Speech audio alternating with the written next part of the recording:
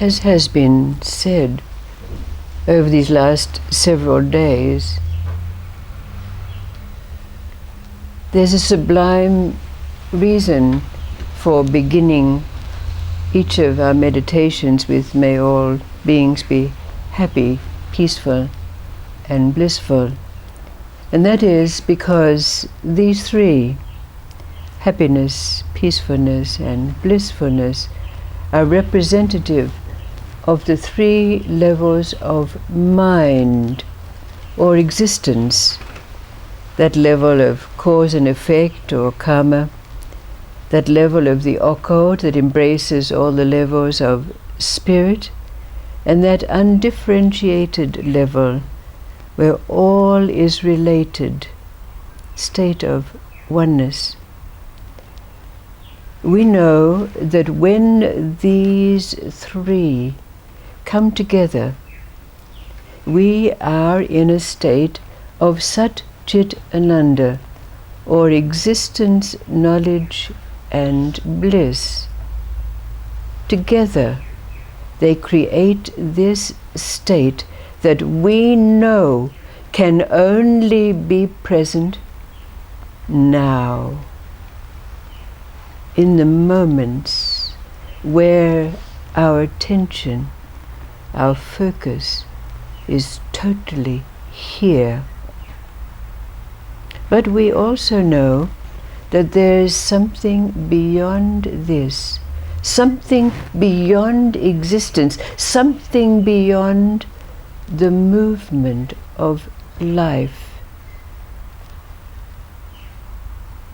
How is it that we can reach, understand, and know what this is, when, although we find ourselves living intensely in the moments, that the movement of life, the experiences,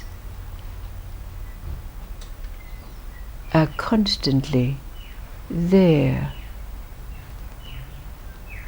There are three little stories to make a tripod on which we might be able to rest something. The first is a story about all the animals in the forest who were being devoured by an avaricious lion. The animals lived in fear of this great beast, but he would come roaring out of the forest and indiscriminately take one of them at any given time. Now they knew the signs. They knew when the rumbling of his roar was a hungry rumble. They knew when he was coming. So the animals gathered together to see if there was anyone amongst them who would be willing to sacrifice themselves to the lion, so that it would not be an indiscriminate killing. And it so happened that a fox came forward and said, "I will offer myself, I will offer my life for the sake of all." Well, all the animals were relieved and sent the fox on his way. But as the fox was finding his track through the forest, he came across an ancient well. And looking into the well, because the sun was high overhead, he saw what seemed to be another fox down there. And so he wiggled his ears, and the fox in the well wiggled his ears. And the fox thought to himself, "This must be my reflection."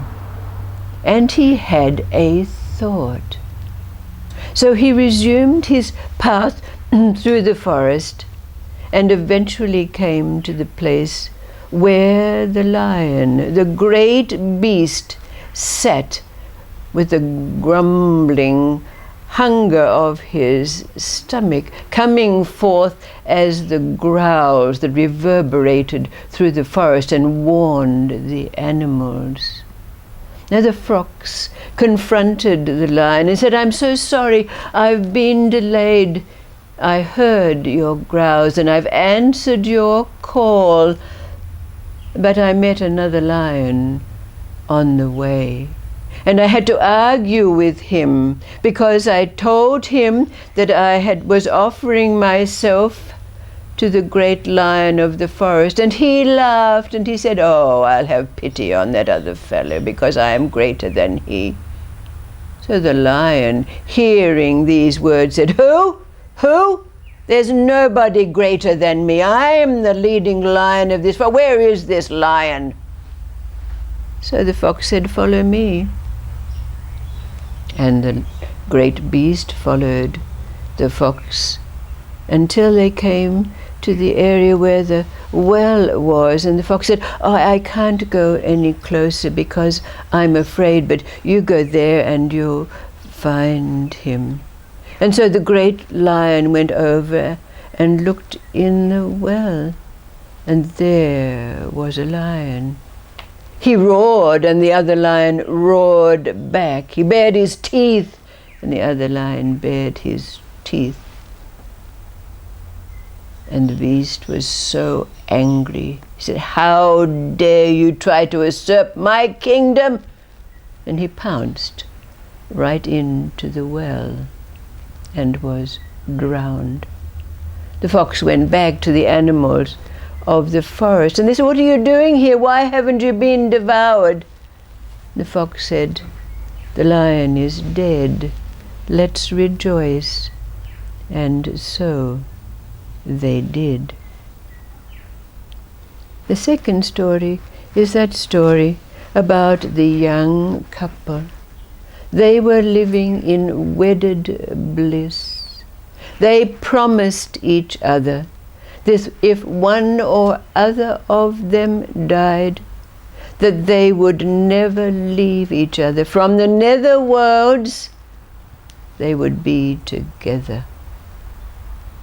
Well, the husband, as it so happened, had to farewell his beloved wife, who caught a mortal illness and passed away.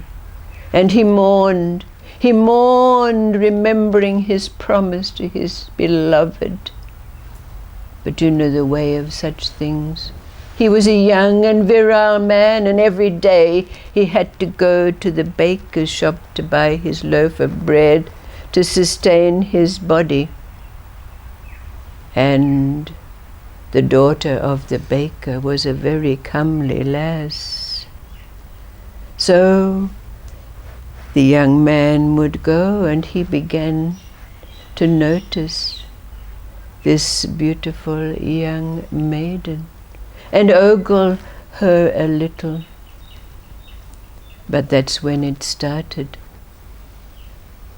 When he came home and lay his head down on the pillow to rest, it would come, the voice, "I heard you. I saw the way you looked at her. I saw the way you looked at her bosoms." And so it went on. Of course, the way of nature is so great. The young man got into conversation with the maiden, and things began to gather. But every night when he went home, there it was, "I saw you. I heard what you said to her." He was tortured, until finally he could bear it no longer, because he did indeed want to continue to make inroads into the possibility that there could be a togetherness with the maiden. So he had heard of a great sage who lived in his village. So he went to the great sage and he told him of the situation. "Oh," said the sage, "so she knows all about you. She knows everything about you. She knows everything you do. She hears everything you say. Yes, yes, yes, said the man. Yes, yes. Oh, said the great sage, we can do something about that. If she knows everything about you, then go home and take a jar and fill it with beans. And the next time she speaks to you. And he told the young man what to do and say. And of course that day he passed by the baker's shop again to get his loaf of bread, and there were words exchanged between him and the maiden, and that night same thing again. I heard what you said. I saw the way you looked at her. The young man said, I know. You know everything about me. You know absolutely everything. So, if you know everything, you can tell me how many beans there are in this jar. Silence. The voice was never heard again. And we can glean the rest of the story. And the third story is that story about the great Sufi saint Al-Ghazali. Every day Al-Ghazali would sit, and there were those who came to seek his blessings and his counsel. And one day, Bedouin, an old Bedouin, wearing his Arab's robes and leaning on a stick with a very sharp end which could steady him as he crossed the deep sands of the desert, came into Al-Ghazali's presence in a very agitated state. Al-Ghazali stood and waited, and without realizing it, the old Bedouin placed the end of his stick on the foot of Ghazali. And the more he grew agitated, and the more his importunings grew louder. The point of the stick entered Al-Ghazali's foot. Al-Ghazali turned pale, but he said not a word. And when the old man had finished, Al-Ghazali gave him advice in a gentle voice and sent him away, happy and contented. Only then did Al-Ghazali faint with the pain, with blood gushing from the wound in his foot. When he was brought to by his followers, they said to him, Master, Master, why did you not speak? And Al-Ghazali said, my awareness was so totally occupied with the request of the old man that I felt and knew nothing of my wound.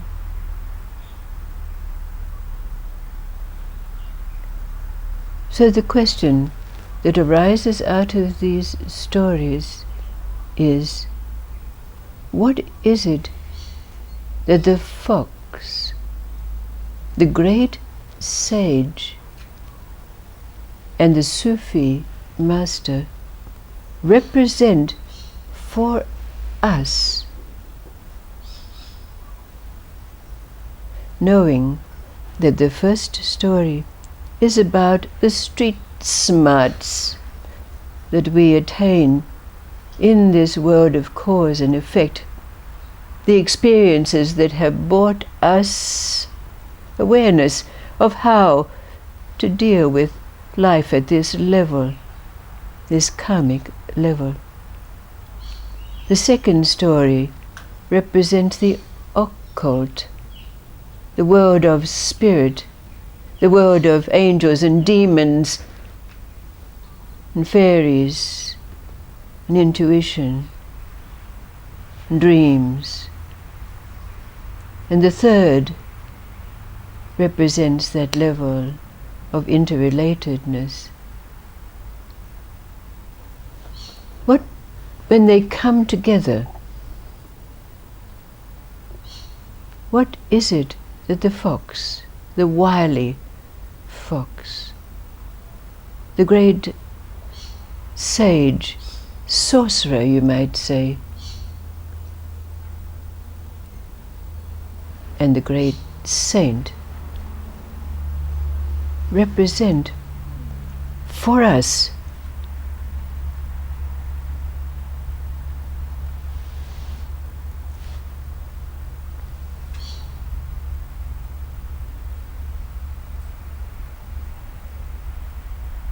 What is it that happens when the three levels of life come together?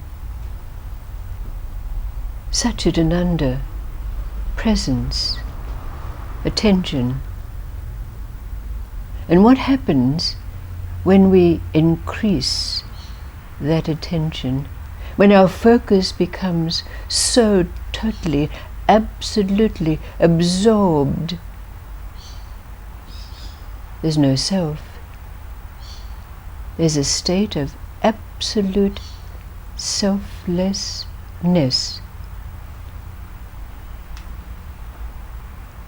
And even though the movement goes on, the stillness behind the presence and focus and intensity of our attention.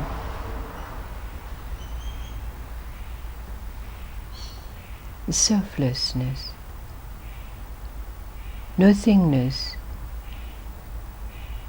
stillness,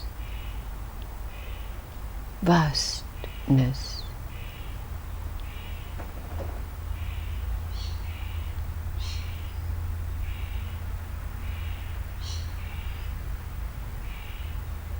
Where are the fox, the sage, and the saint in you?